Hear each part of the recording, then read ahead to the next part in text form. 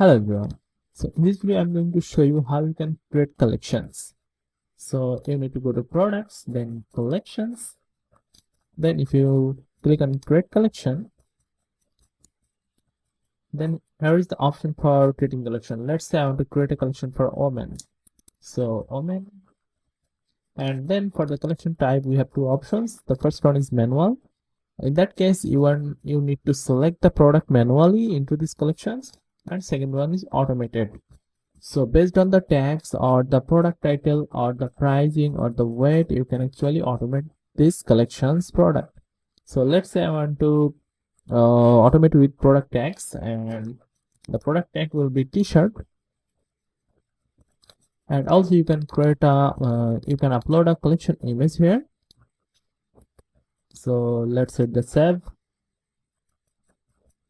As you can see, the product we have created in previous class, that is showing here, as because we have imported the t-shirt tags in this product.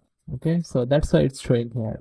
So if I view this collection, then you can see it's a women collection and the product is showing here, single product only. So that's all for this video. See you in the next one.